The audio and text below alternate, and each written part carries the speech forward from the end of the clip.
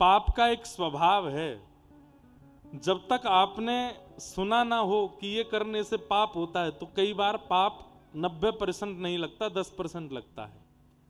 जैसे छोटे बालक कभी कभी जीव हिंसा कर देते हैं, किसी छोटे कीड़े वगैरह को पकड़ के मार देते हैं।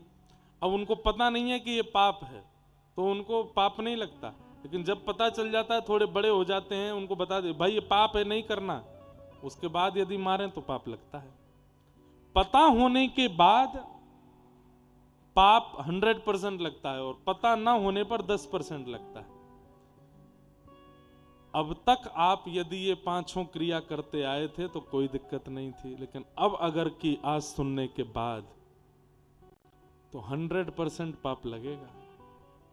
इसलिए या तो पहले ही चले जाओ कि सुनना ही ना पड़े, लेकिन जब उठ के जाओगे तो थोड़ा ये सोच लेना, जब उठ के जाओगे तो लोग बाग देखेंगे नहीं, बताओ देखो पाप करना इसको ज्यादा जरूरी है, उठ के जा रहा है, तो उठ के मत जाओ, बैठे रहो। जबरदस्ती सुन के जाओ, कान खोल के सुनो। सबसे पहला कलयुग का निवास स्थान है द्यूतम, यानी कि जुआ। उसमें कलयुग निवास करता है।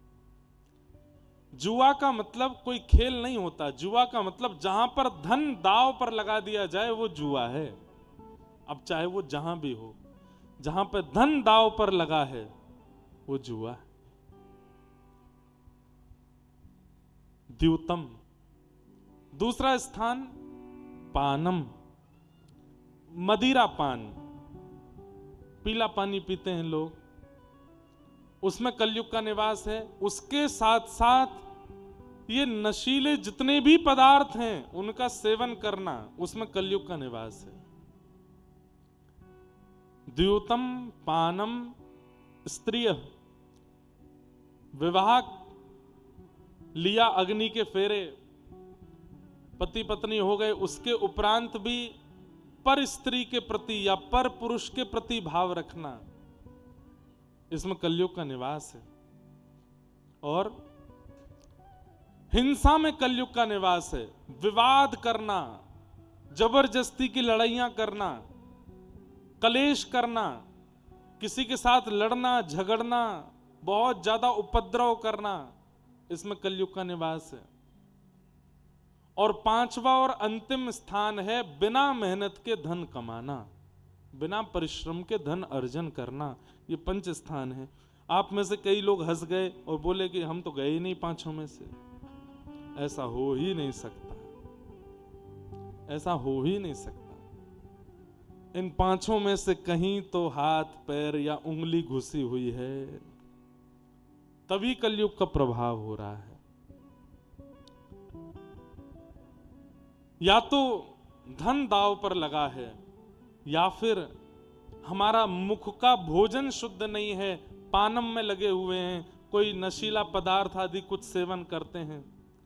तीसरा, पर स्त्री या पर पुरुष के प्रति भावना रखते हैं, पतिव्रता या पत्नी व्रत नहीं है। आपको बताएं, दुनिया में सबसे बड़ा व्रत यदि कोई है, एक ही है, पतिव्रत और पत्नी व्रत।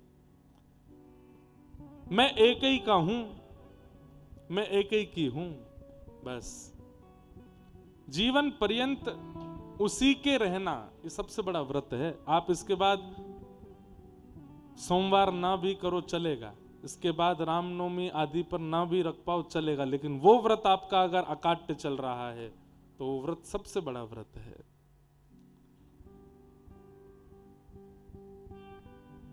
स्त्रिय, सूना, हिंसा ना करना।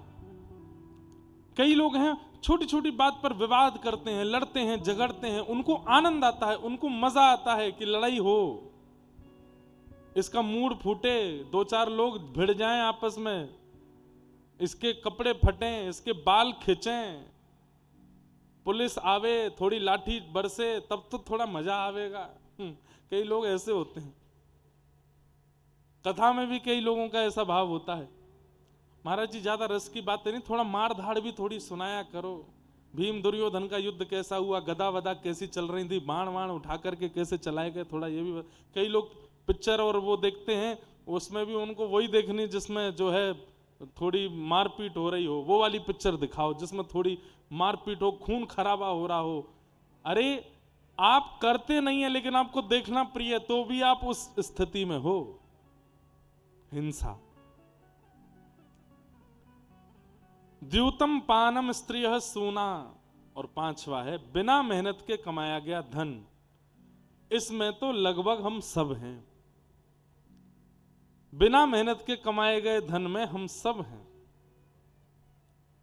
हमारे पूज्य नाना जी कहते थे, लाला हम कथा वक्ता हैं, हमको सहज में ही लोग कुछ भी दे जाते हैं, तो बोले इसकी भरपाई केवल ये होगी कि खूब मेहनत करके ठाकुर जी का मंगल मंगल यश सुना करके भक्त बनाओ, तो ही तुम धन पचा पाओगे, नहीं तो नहीं पचा पाओगे। बिना मेहनत के कमाए गए धन में कलयुग का निवास है। इन 5 स्थानों से जो व्यक्ति बच गया उस पर कलयुग का कोई प्रभाव नहीं पड़ेगा, नहीं होगा। द्यूतम पानम स्त्रियः सूना, यत्रा धर्मश्चतुर्विधः पुनश्च याचमानाय जात रूप मदात प्रभो। ये 5 स्थान कलयुग को दे दिए